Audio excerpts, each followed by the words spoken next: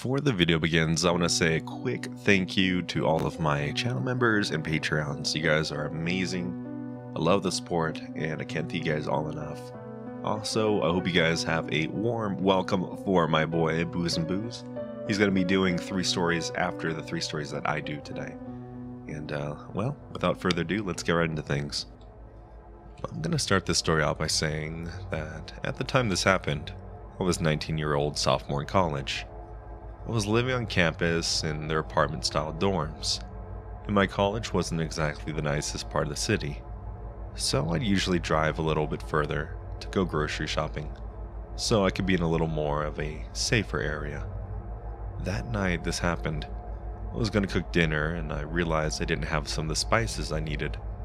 Normally I would have just said forget it and made something else, but the meat had already been thawed for a day, so I needed to cook it. I debated just going to the Walmart. That was about 2 minutes away from my campus, but it was getting late and I didn't want to go there by myself in the dark. That Walmart is right next to a major highway, and being a girl by herself, I felt uncomfortable risking it. So instead I went to the Walmart that was about 20 minutes away, a few towns over. I got to that other Walmart and bought the spices, along with a few other things, and checked out no problem. By the time I was done, it was now completely dark out. I went back to the driver's side of my car and putting a few bags in the passenger seat when I noticed a woman. She was an African American, maybe in her 50s, looking at the back of my car. At the time, I drove a really old car, and if you know your cars, it would be surprising that it was still running. I've had a few people in the past, older men usually, look at it or come up and ask me about my car. I figured that this is what the lady was doing, and I kind of ignored it until, out of the corner of my eye, I saw her come around my car and stop about 2 feet behind where I was standing. I was parked next to a parking lot median, so it's not like she was getting into the car next to me. "Excuse me," she said. I turned around, saying yes, kind of prepared to answer. "What year's the model of your car?" "My church is giving out leftover boxes from food from our food drive to people in need. Could I give you one? We have them in our car over there." This immediately set off alarm in my head. I mean, she had just seen me put groceries in my car.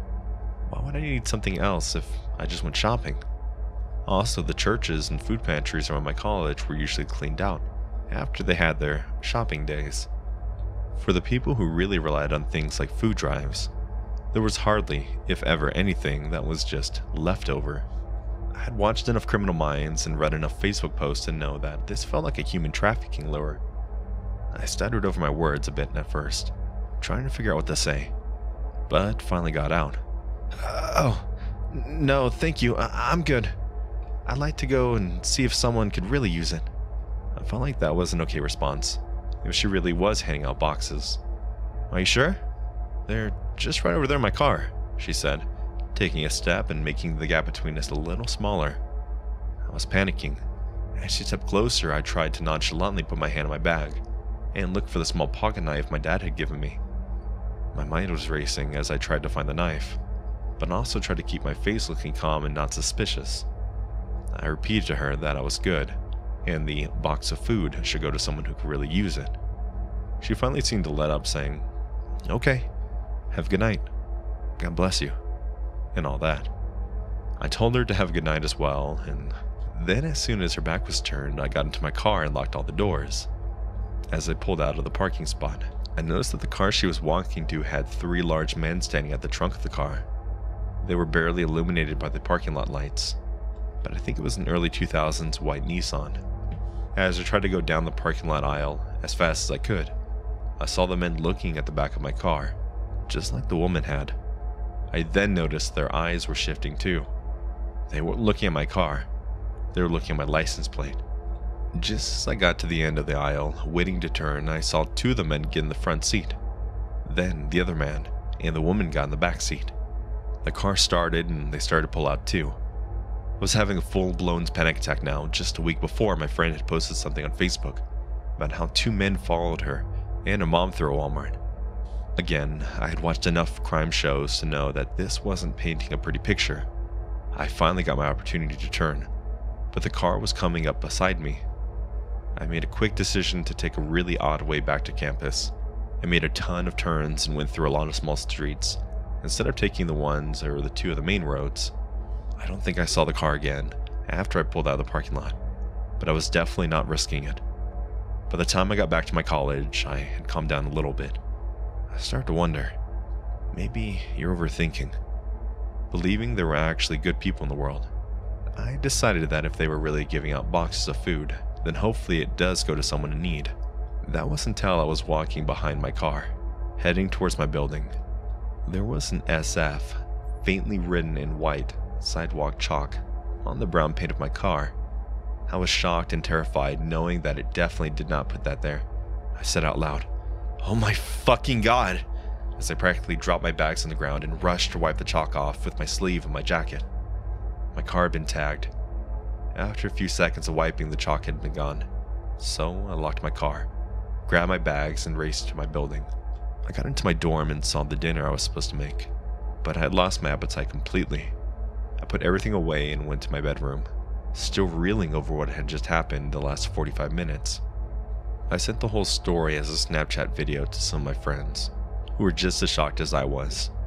My one friend, Sarah, said that she thinks SF stood for single female. It made sense, which made the whole experience that much scarier. I called my mom afterwards and told her everything that had happened. And by the end of the call, she was sending me an Amazon package with pepper spray in it. I didn't go out after dark or by myself for about 2 weeks after this had happened. I'd have a friend from campus or work go with me, or I just wouldn't go. The whole situation was terrifying, but I think the strangest part of it all was that I was supposed to be there in a safer area. I drove all the way to Walmart because I had a bad feeling about the one that was closest to me. I started going to the Walmart that was closest to me after that, and I never had a negative experience at the closer one since I started going. It's hard to believe that all the stuff I'd seen on TV and the internet could have almost happened to me. So, to the people in the Walmart parking lot in November of 2020, let's not meet ever again.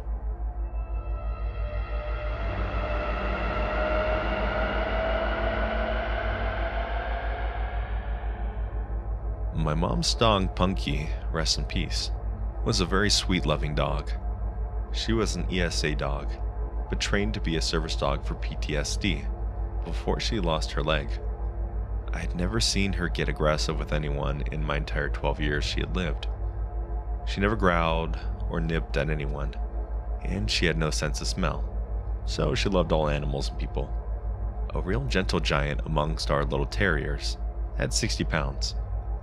What I'm getting at here was that her barking at someone and being aggressive was so wildly uncharacteristic that I only saw it once.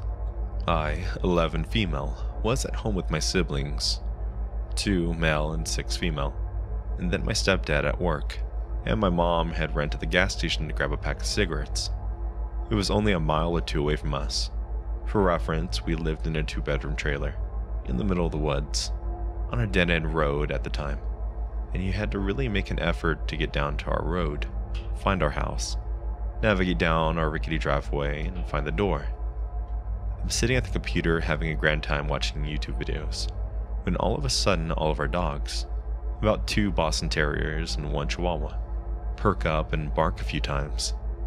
I started investigating down the hall. My siblings were napping in the bedroom at the end of the hall at the time, so I figured they were just staring and scared of the dogs.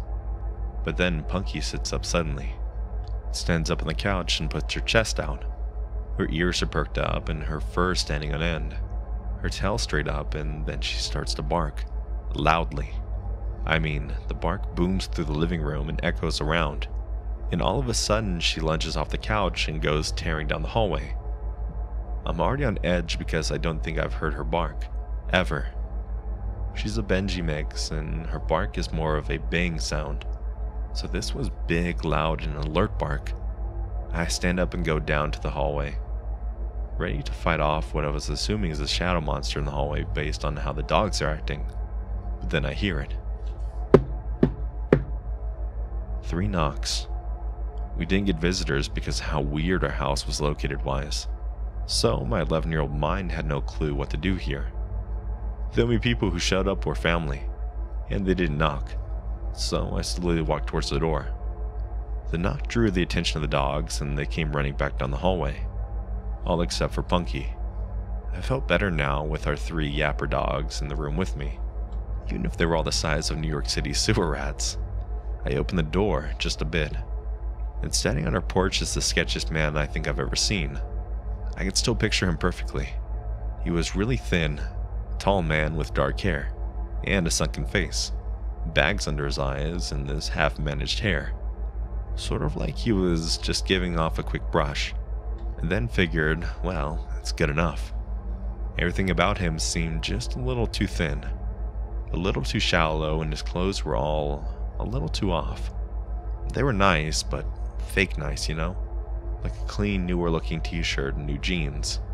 And he had what looked like a suit jacket on, and all his clothes were dark too, despite the fact that it was summer in Texas, and the weather was definitely into the hundreds on that day. He also had this plain, unlabeled bottle in his hand. It looked like the label had been covered up or taped over. I stared at him in confusion because I definitely didn't know this man, and I asked what he wants. He smiles at me in this way that was way too fake, like this exaggerated and forced grin, and he spoke in the same voice retail workers do. "Hey there, kiddo. I'm trying to sell this here carpet cleaner." And he shakes the bottle at me. "Mind if I come in and show you how good it works?" Alarms are going off my head because he just seems so off. Looking back in an adult perspective, the fact that he didn't ask if my parents were home is unnerving, because he probably knew that they weren't, and that's why he was there in the first place. I should have told him to get off the property, and that I had to get my mom. Something, except what I did say. I didn't. Instead, I shook my head and said, "No, we don't have carpet." "Well, it works on other things." He took a big step towards the door and shook the bottle at me. I started to freak out and think to close the door, but the thing is, the front door didn't even lock. Small town, hard to access home. We never needed a lock, so that's basically useless. I'm sure there's something very wrong about to happen, and I'm terrified as I start to think what to do in a few seconds. I think I have to do it before something does happen, when all of a sudden I hear it. Punky had crept up from the hallway, lowered towards the ground with her teeth bared and snarling like she was feral. She had slobber just dripping from her mouth. Her ears were down and she was ready to pounce. The guy hears it too, and as I look towards Punky, she tries to lunge past me, and I just barely catch her with my legs as she tries her hardest to duck past me and attack this guy. He freaks out and runs off the porch without another word, booking it down the driveway as I let Punky out along with the rest of the dogs, and they start to chase him. Our small dogs chase him down the driveway and stop about halfway, barking and jumping about, but Punky stops just on the porch and watches him as her ears perked. She's staring in the distance until he disappears. I swear I saw someone join up with him running along as he got onto the road. The second he disappeared, Punky's entire body language changed, and she went back to being the sweet dog I know. No barking or growling, just laying around, mouth and throat covered in slobber still. I realize my siblings are still down the call and run to check on them, and when I get to the bedroom, my siblings were sleeping soundlessly still. But the bedroom window was wide open, the curtains pushed all to one side, and items in the dresser in front of the window all shoved around. Someone had tried to climb through the window, no doubt in my mind about it. From what I can gather, the bedroom window was visible from the couch, where Punky was sleeping, so I think someone was trying to climb through the window before Punky went after them, and scare them off. And the man at the door was meant to distract me. They definitely didn't expect Punky, a bigger dog, because most of the time she was with my mom inside while our small dogs were the ones that saw by public eye more often. I don't know what they intended to do, but after my mom got home, she took all of us to my aunt's house, and on our way there, I saw the men walking up to someone else's driveway. Men, plural, because we watched the second one split off and wait by the road. So to the 2 men who apparently were going door to door to sell their unlabeled carpet cleaner, I'd really not meet again.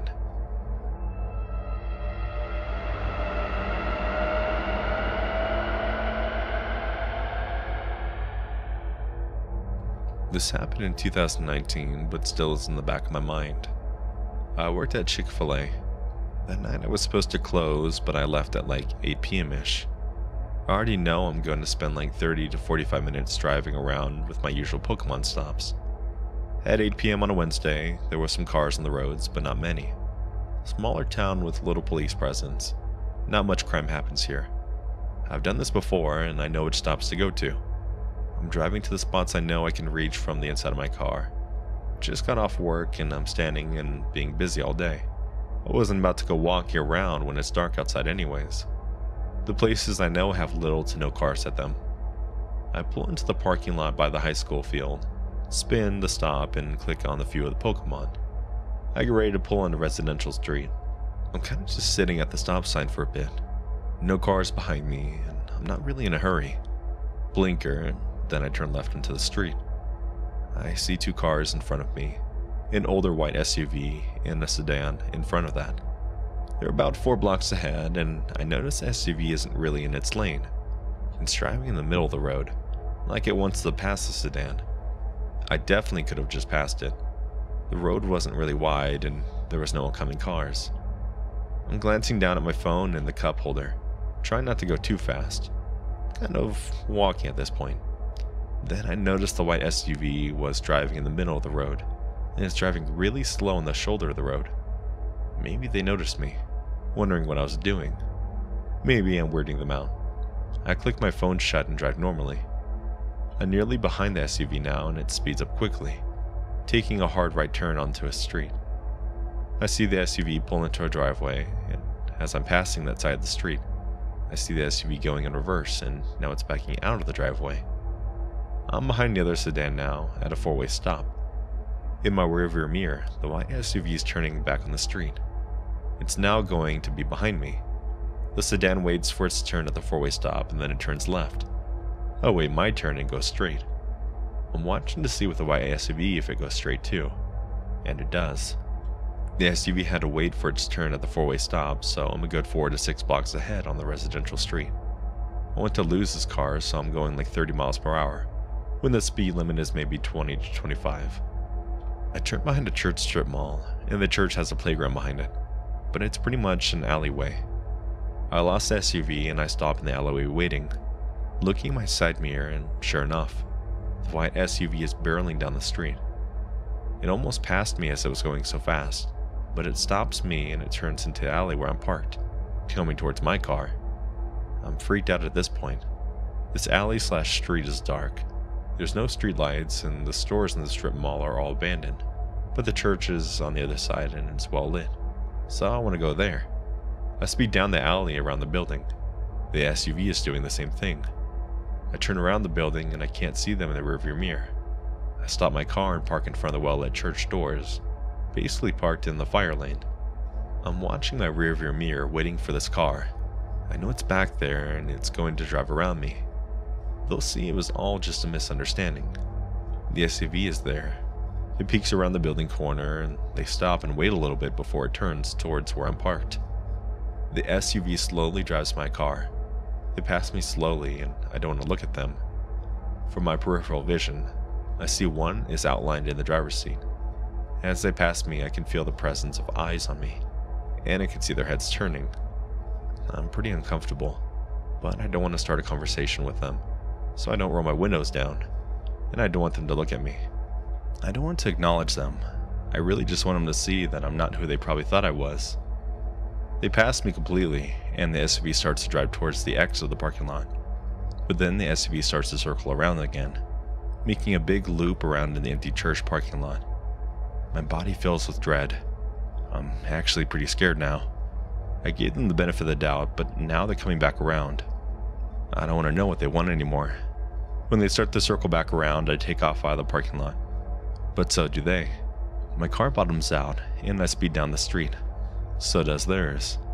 The police station is way out near the countryside of the outskirts of the town, but there's a police annex out on this street. Sometimes there's cops parked out in front.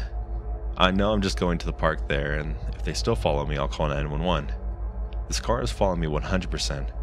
They've turned when I've turned, sped when I've sped, and as I turn my blinker to take a right in the annex, they turn left, and they're gone. I told my friends and family about this quickly after. No one I knew drove that kind of car.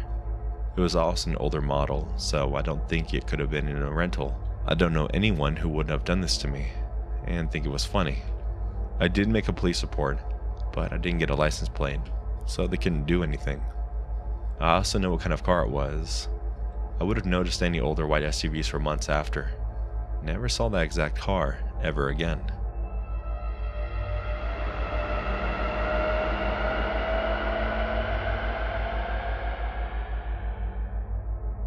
Got a report of a missing husband. He told his wife and family of 6 children that he was going to get his tire changed, but never returned. And this was 12 hours ago. They had purchased another house in a neighboring community, and the relationship with the wife was under pressure. So the wife assumed he was staying at the other house and claimed he would never kill himself. The strange thing about this report, though, was that he emptied his personal bank account into his wife's this morning as well. The wife explained this off, saying that they had recently had a fight about finances, and he agreed that he was bad at money and maybe they should just have a joint account that she controls. On a hunch, I asked a 14-year-old boy if there were any areas in the mountains nearby that his father enjoyed going. The son identified a road about 10 miles away. It was nearing midnight, but I decided to drive to the top of this old abandoned Forest Service road. As I drove through the snow and started to climb the road, I felt a gut feeling that I would 100% find this guy up there, either thinking about to or had already committed the act of suicide. The snow-laid gravel road had some sign of travel, but no real indication of how fresh the vehicle tracks could be. As I reached the top of the road, after an hour of travel, I was honestly surprised that I did not find his black truck. I spent the drive back down thinking about gut feelings and how they're unreliable, and I somehow felt different about this one. As I continued down this road, I did notice over a dozen smaller roads branching off, but none of them were mapped, and I'd already spent too much time on a single occurrence in a busy city with too few police officers. Nonetheless, I decided to check a single one of these secondary roads, and about 3/4 of the way down, I picked a road at random to check. Sure enough, my headlights lit up the back of a black truck about 100 yards past the first corner. Even if I hadn't memorized the license plate beforehand, I wouldn't have to run it. This was clearly his. I radioed that I had found the truck, parked my vehicle, and walked the 20 feet to his truck with my heart beating like I was doing it at a sprint rather than at a normal walk. What I found inside was a mess of brains and blood, caused by a self-inflicted shotgun wound under the chin. I'll save you from the description. There was just something about that gut feeling while traveling up this abandoned and quiet mountain road, followed by a sense of being tricked by the gut feeling, then finding out it was true by discovering a gruesome scene. Having to wait 3 hours next to his truck waiting for body removal, then to end it all by having to go to his family who was expecting good news, and then having to deliver the worst news possible. It all still makes me feel creeped out to this day.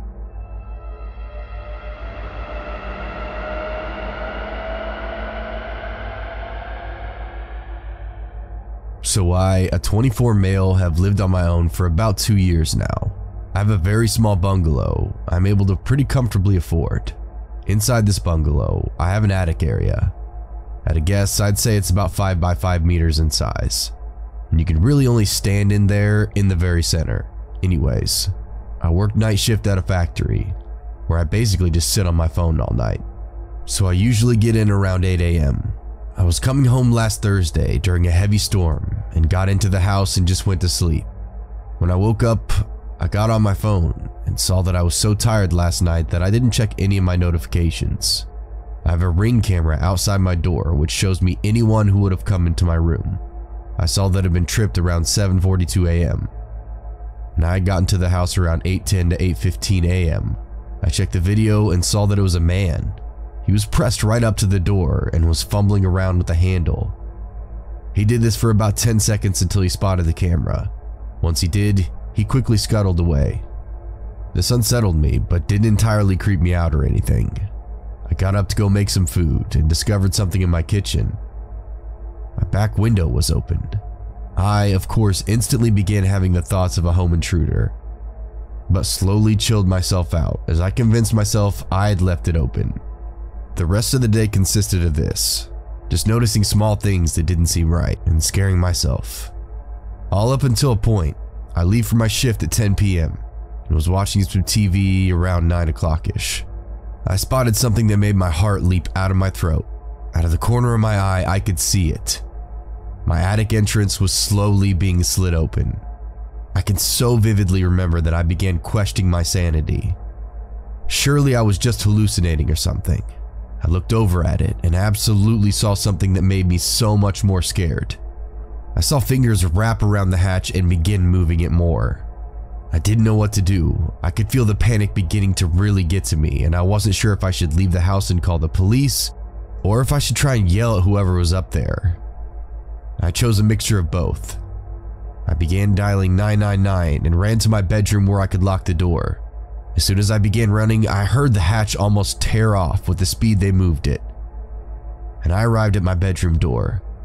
I looked down the corridor, watched for a second, seeing only a little slice of the blackness up in my attic. And I saw human hands still holding onto the sides of my ceiling, and I yelled, "Whoever is there, I'm calling the police, and I have a gun. If you take a step out, I will fucking shoot you." The adrenaline was really making my hands and voice shake, but I tried sounding as tough as I could. Then I saw something I truly do not think I will ever forget. The hand slipped back into the dark, and he dropped down. I slammed my door shut and locked it as quickly as I could. The call went through and I was able to get on a line with the police, and they dispatched officers to my house. I then told them I didn't know if the man was armed or not, and the dispatcher told me to stay on the line. I heard the man walking up to my door, rattling the door handle. He also seemingly went through my cupboards in my kitchen, as I heard a lot of commotion in there. Truth be told, I don't know why he stayed. I would have just left the house, but he stayed right up until the police came in and arrested him. Apparently he was a homeless man and was armed with a knife from my kitchen, and had recently been seen in that area trying to get into other houses. Truth be told, I'm very frightened to sleep still. I now sleep with my bedroom door locked and all my windows closed. I also sleep with a knife under my pillow. I know this is unlikely to ever happen again, but I just cannot forget the way he dropped down from my attic. So that's the story of the scariest thing that's ever happened to me. I made this account to tell it, because I feel like if I write it down like this, it will feel less like a real thing and more like just a story.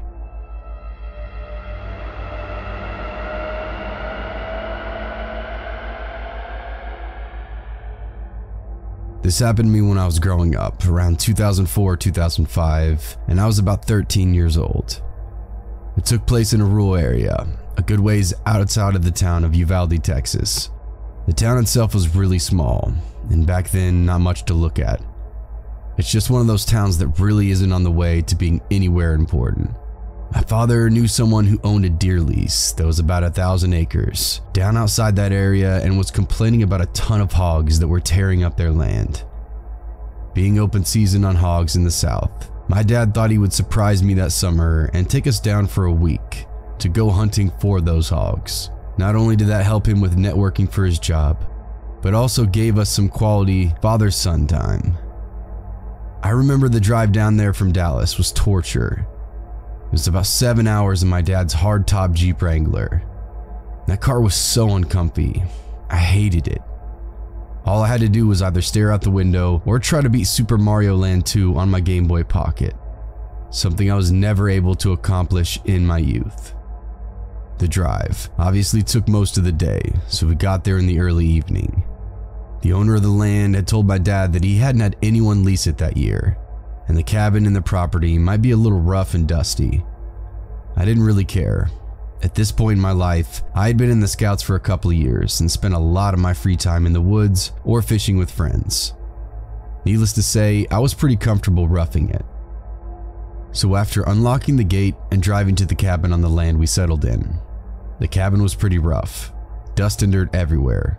Flies. I remember that it looked like some raccoons had gotten inside the cabin and crapped on the floor. After cleaning up a bit and getting the sleeping bags out, then setting up the cots, we decided to sleep. Something about that night was weird. I was never able to get comfortable enough to fall asleep for any restful amount.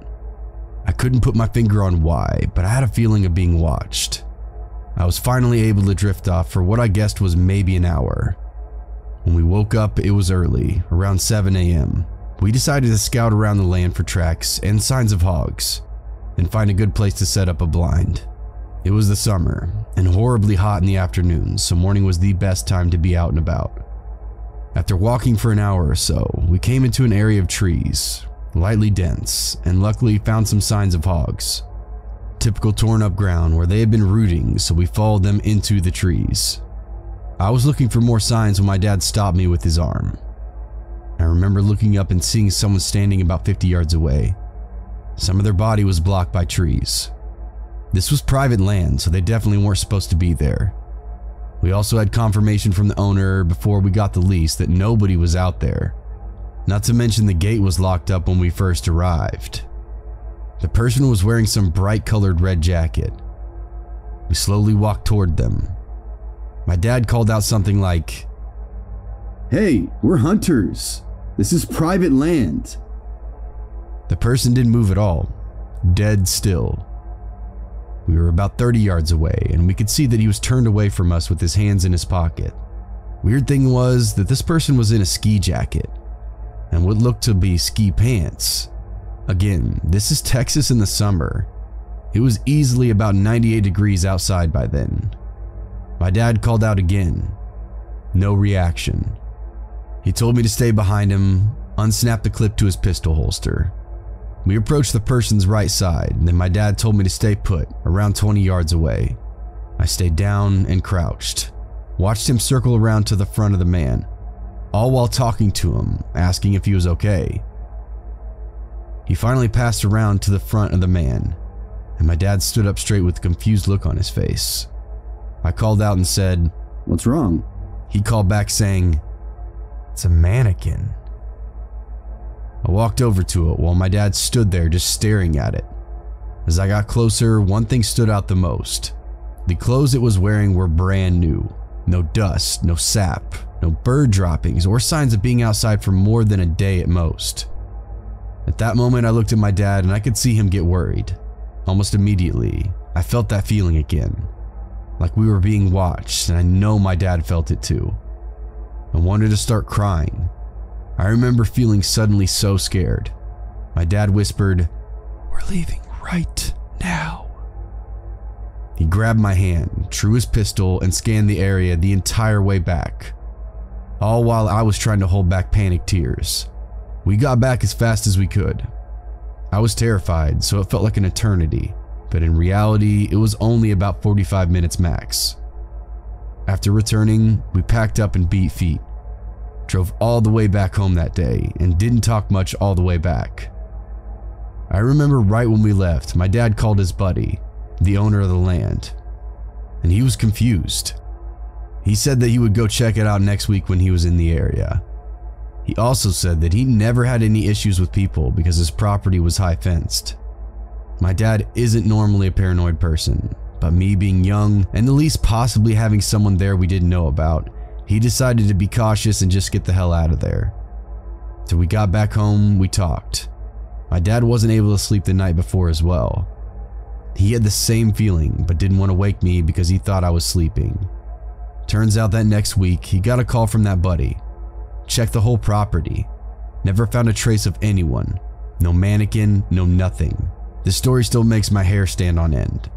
No idea what that was, but the paranoid man in me thinks it was some kind of trap or something. Not the creepiest thing that happened to me in the woods, but definitely top 3.